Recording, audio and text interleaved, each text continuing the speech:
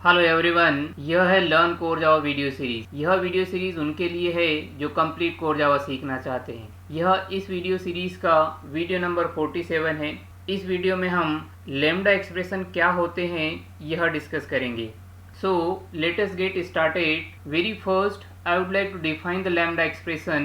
Lambda expression is a block of code that provides implementation to the abstract method of any functional interface. Lambda expression एक block of code होता है जिसमें हम functional interface की abstract method को implementation provide करते हैं। अब हम लैम्डा एक्सप्रेशन का सिंटैक्स देखें। लैम्डा एक्सप्रेशन का जो सिंटैक्स है वह कुछ इस तरीके से है। फर्स्ट पैरेंथेसिस के अंदर parameter list followed by arrow symbol जिसको लैम्डा सिंबल भी बोलते हैं, and then followed by code block. Code block को कर्ली ब्रैकेट्स के अंदर लिखा जाता है। यह है लैम्डा एक्सप्रेशन का सिंटैक्स। अब हम लैम्डा एक्सप्रेशन को प्रोग्रामेटिकली समझेंगे। लैम्डा एक्सप्रेशन को समझने के लिए यहाँ पर हमने एक माई प्रेडिकेट नाम से फंक्शनल इंटरफेस क्रिएट किया हुआ है जिसमें टेस्ट नाम से एक एब्स्ट्रैक्ट मेथड को डिक्लेयर किया है।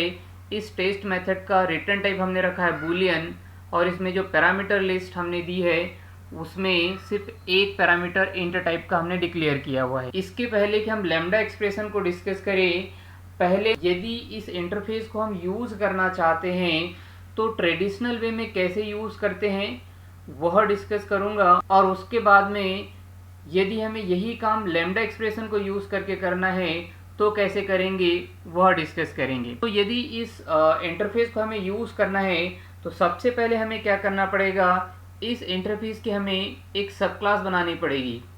जैसे कि हमने यहाँ पे इसकी सब क्लास बनाया है माई प्रेडिकेट इम्प्ली नाम से। इस इंटरफेस की सब क्लास बनाने के बाद में इस इंटरफेस के अंदर जो एब्स्ट्रैक्ट मेथड है टेस्ट, उसको हमें इस सब क्लास के अंदर ओवरराइड करना पड़ेगा। यहाँ पे हमने टेस्ट मेथड को ओवरराइड किया, और इस टेस्ट मेथड में मैंने एक ही स्टेटमेंट लिखा हुआ है, वह एक रिटर्न स्टेटमेंट है। इस रिटर्न स्टेटमेंट में मैंने यह जो पैरामीटर है वेल यह इवन है या नहीं वह चेक करने के लिए एक्सप्रेशन लिख दिया है। यानी यदि वेल डिवाइडेड बाय 2 है तो यहाँ से मेथड रिटर्न करेगा ट्रू, और यदि वेल डिवाइडेड बाय 2 नहीं है तो यह मेथड रिटर्न करेगा फॉल्स। इस तरीके से हमने दूसरा काम किया कि फंक्शनल इंटरफेस की टेस्ट मेथड को ओवरराइड किया। अब आगे हम क्या करेंगे, एक मेन क्लास क्रिएट करेंगे। लाइक यहाँ पे हमने डेमो क्लास बनाया जिसके अंदर हमने मेन मेथड को डिफाइन किया। अब यदि हमें फंक्शनल इंटरफेस की टेस्ट मेथड को यूज़ करना है तो इसकी जो सब क्लास है माई प्रेडिकेट इम्प्ली, उसका ऑब्जेक्ट क्रिएट करना पड़ेगा। तो इसके लिए हमने लिखा हुआ है माई प्रेडिकेट एमपी, यानी एमपी रेफरेंस वेरिएबल हमने बनाया इंटरफेस टाइप का, than equal knew my predicate इम्प्ली। इस तरीके से हमने यहाँ पे सब क्लास का ऑब्जेक्ट क्रिएट किया। अब इस एमपी रेफरेंस वेरिएबल से हम टेस्ट मेथड को कॉल कर सकते हैं और चेक कर सकते हैं कि टेस्ट मेथड का वर्किंग प्रॉपर है या नहीं। यहाँ तक हमने सीखा कि यदि किसी इंटरफेस की एब्स्ट्रैक्ट मेथड को हमें यूज़ करना है तो हमें 3 काम करने पड़ते हैं।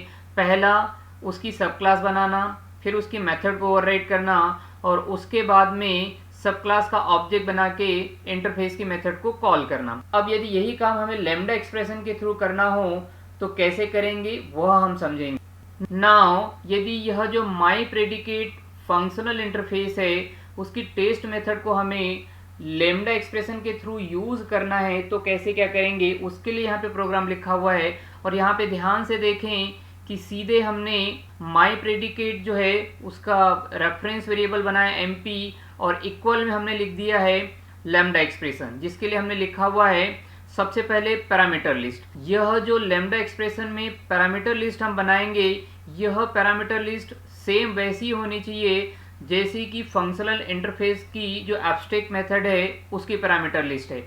यहाँ पे फंक्शनल इंटरफेस की जो टेस्ट एब्स्ट्रैक्ट मेथड है उसमें एक पैरामीटर है इंट टाइप का, तो यहाँ पे लैम्डा एक्सप्रेशन में भी हमने इंट टाइप का एक पैरामीटर डिक्लेयर किया। देन यहाँ पे हम एरो सिंबल लगाएंगे लैम्डा का सिंबल, फॉलोड बाय हमें टेस्ट मेथड को यहाँ पे बॉडी देनी है। कर्ली ब्रैकेट के अंदर मैंने लिखा हुआ है रिटर्न स्टेटमेंट, रिटर्न जो v वेरिएबल है v mod by 2 इक्वल 0। इस तरीके से जब हम लैम्डा एक्सप्रेशन यूज करते हैं तो लैम्डा एक्सप्रेशन को यूज करके हम किसी भी फंक्शनल इंटरफेस को बहुत ही आसानी से यूज कर सकते हैं। यहाँ पे हमें इंटरफेस की सब क्लास बनाने की जरूरत नहीं पड़ी, मेथड को उसका नाम लिख के उसका पूरा डिक्लेरेशन सिंटेक्स लिख के ओवरराइट करने की जरूरत नहीं पड़ी, और नहीं हमें सब क्लास का ऑब्जेक्ट बनाने की जरूरत पड़ी। इन तीन काम की जगह हमने सिर्फ यहाँ पे लैम्डा एक्सप्रेशन को यूज कर लिया है।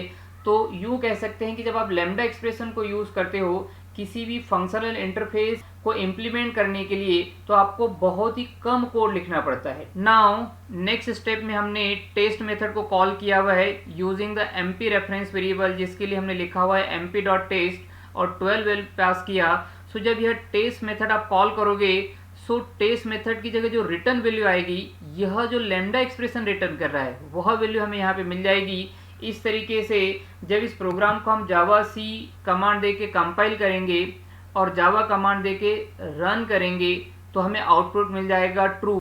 नाउ लैम्डा एक्सप्रेशन के सिंटेक्स से रिलेटेड कुछ और चीज़ें हम यहाँ पे डिस्कस करें। तो जैसा हम जानते हैं कि जो लैम्डा एक्सप्रेशन का सिंटेक्स है वह है पैरेंथेसिस के अंदर parameter list followed by arrow symbol and then followed by code block. So यहाँ पे ध्यान रखिएगा कि यदि आप चाहो तो पैरामीटर लिस्ट के अंदर पैरामीटर का टाइप लिखना छोड़ सकते हो, यानी जो पैरामीटर टाइप्स है वो ऑप्शनल है। फॉर एग्जांपल यहाँ पे देखें, मैंने जब लैम्डा एक्सप्रेशन को लिखा हुआ है तो यहाँ पैरामीटर लिस्ट के अंदर सिर्फ वेरिएबल का नाम लिखा हुआ है v, इसमें टाइप नहीं लिखा हुआ है। इसके पहले यहाँ पे हमने पैरामीटर लिस्ट में टाइप भी लिखा हुआ था। सो टाइप्स आर ऑप्शनल, यदि आप चाहो तो उनको छोड़ सकते हो। तो इस तरीके से कोड और कम हो जाएगा। नाउ इस प्रोग्राम को भी जब हम जावा से कमांड देके कंपाइल करेंगे और जावा कमांड देके रन करेंगे तो हमें अपना आउटपुट मिल जाएगा। नेक्स्ट सिंटेक्स के बारे में कुछ चीजें और हम डिस्कस करें। मैं पहले ही बता चुका हूं कि जो सिंटेक्स है वो है parameter list followed by arrow symbol and followed by code block. तो यहाँ पे एक चीज और है, यदि पैरामीटर लिस्ट में एक ही पैरामीटर है तो फिर आपको पैरेंथेसिस लगाने की भी रिक्वायरमेंट नहीं है, यानी पैरामीटर लिस्ट को आप without parenthesis without small brackets लिख सकते हैं। जैसे फिर से इस प्रोग्राम को आप देखें, यहाँ पे मैंने लैम्डा एक्सप्रेशन को यूज किया हुआ है और इस लैम्डा एक्सप्रेशन में यहाँ देखें यह जो मैंने v लिखा हुआ है, v इज ऑब्वियसली पैरामीटर है यहाँ पे, बट इस पैरामीटर को मैंने पैरेंथेसिस स्मॉल ब्रैकेट्स के अंदर नहीं लिखा हुआ है। पर यहाँ पे एक चीज आप ध्यान रखिएगा कि यदि जो एब्स्ट्रैक्ट मेथड है, जैसे यहाँ पे टेस्ट एब्स्ट्रैक्ट मेथड है, इसके अंदर एक ही पैरामीटर है, उसी केस में आप यहाँ पे पैरेंथेसिस को छोड़ सकते हो।